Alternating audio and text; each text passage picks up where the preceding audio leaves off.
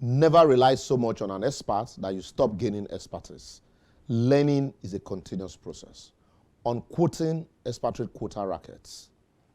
I recently read a petition written by some concerned workers against the Director in charge of Citizenship and Business Department, C&B, in the Ministry of Interior, headed by Mrs. Moremi Soyinka Onijala, Professor Wole Soyinka's daughter, alleging that the ministry's reform under her directorship has slowed down the issuance of expatriate quota in the ministry and indirectly affecting the federal government ease of doing business program. I laugh seriously because the complainants are definitely not talking about genuine experts, but about contract-seeking investors and unqualified experts.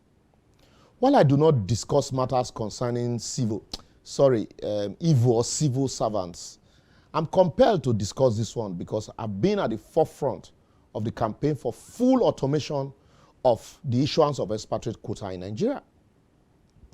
Now that the current leadership of the ministry, Ogbeni Rauf Aregbesola, the PAMSEC, Dr. Shuaib Begore, and Mrs. Soyinka Onijala, has shown the courage to ensure that the issuance process is not only fully automated, but properly monitored and enforcement is carried out to deal with defaulters. Those when they collect our job, give foreigners, since using fake quota, don't they cry and complain. I beg, Ogbeni, I will remind you, please, you and your ministry should continue with these reforms. Remember, Oshun and Alimosho don't go.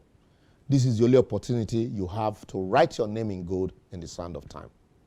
Not too long ago, I complained about how issuance of fake expatriate quota is killing the growth of our local industry, erosion of our in-country services, and diminishing our job creation capacity. This apart from promoting capital flights, as even foreigners doing bricklaying, selling rice, pots and pan, brandish expatriate permits. Do you also know that despite the requirement that Nigerians must be attached to understudy these foreigners, there's no technology transfer, as Nigerians are supposed to be understudying these foreigners are filled with fictitious names?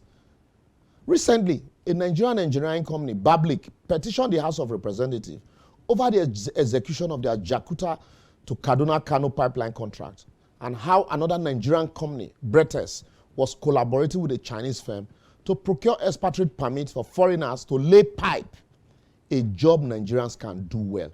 Tomorrow they go send a foreign investment. We know the shame.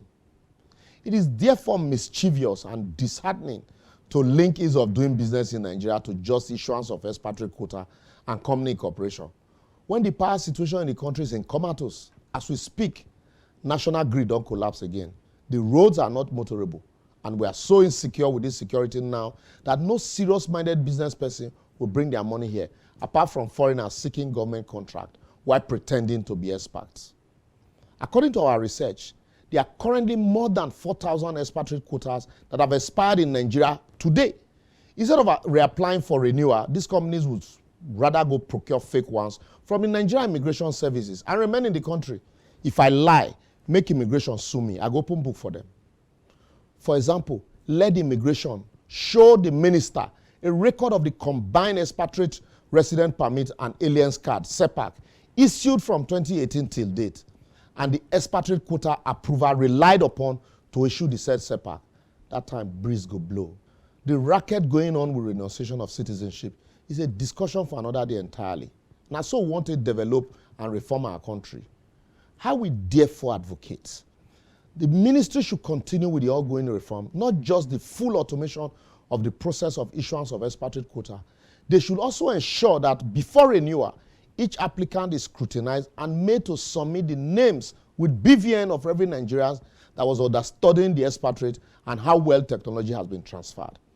The Nigerian Immigration Service must also fully automate the issuance of the combined expat resident permit and alien card, SEPAC, and such automation must be made to interact with the automation of the C&B department of the ministry, where the original approval for expatriate quota originated from, and also made to submit a monthly record of SEPAC so issued to ensure that it tallies with the expatriate quota relied on. If the ministry can properly automate passport issuance process, they can also achieve this. Reforms made by government for the benefit of the country should be the interest of every person, government, ministries, parastatals, and agencies, to ensure compliance and observe to the letters for the benefits of the people of the country, and not foreigners and their unofficial agents and practitioners.